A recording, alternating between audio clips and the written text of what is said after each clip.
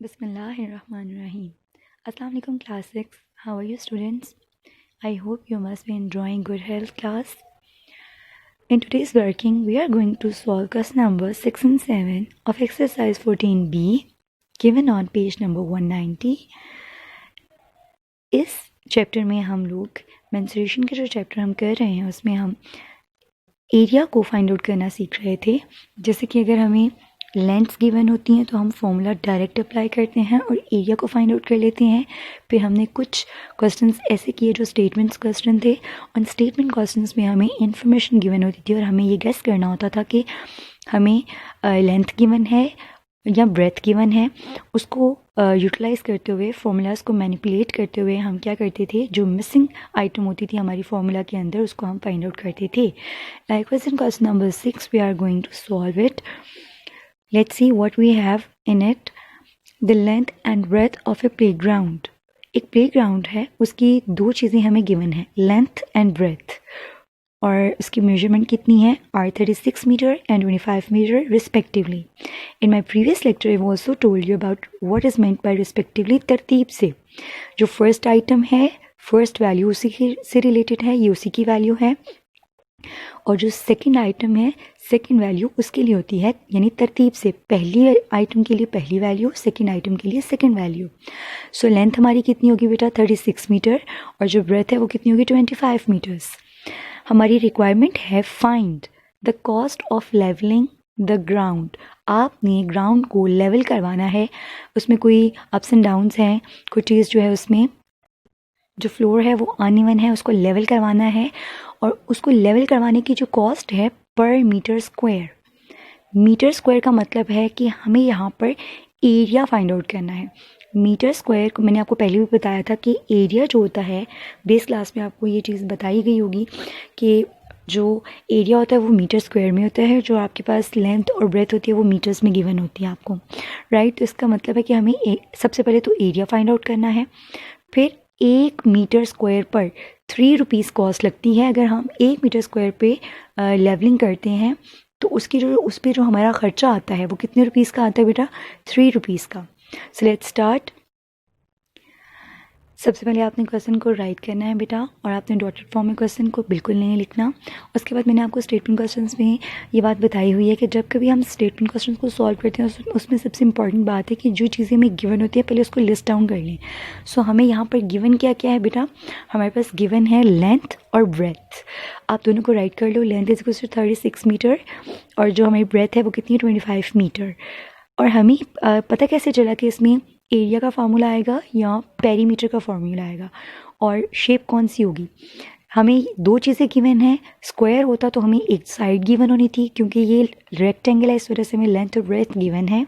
उसके अलावा उसने लास्ट पे एक वर्ड लिखा हुआ है पर मीटर स्क्वायर। इससे पता चला कि हमें क्या फाइंड आउट करना है, एरिया फाइंड आउट करना है, not the perimeter. So area of the playground is equals to, area का फॉर्मूला राइट करें, लेंथ मल्टीप्लाई बाय ब्रेथ।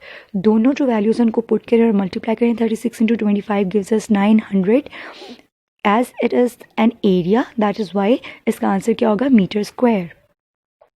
अब हमारे पास टोटल मीटर स्क्वायर्स आ गए कि मेरे पास 900 मीटर स्क्वायर का ये जो प्ले ग्राउंड है वो मौजूद है, और मुझे इसके पूरे फ्लोर को क्या करवाना है, लेवल करना है। सो जो cost of levelling the ground होगी वो कितनी होगी, 1 मीटर स्क्वायर पे कितना आ रहा है, 3 रुपीज़। जब आपको किसी चीज़ में किसी चीज़ की यूनिट प्राइस पता होती है तो आप उसको जितनी जगह पे आपने उसको अप्लाई करना है, जितने यूनिट्स पे आपने उसको अप्लाई करना है उससे मल्टीप्लाई करते हैं। सो 900 को 3 से मल्टीप्लाई करेंगे, व्हाट वी गेट, रुपीज़ 2700।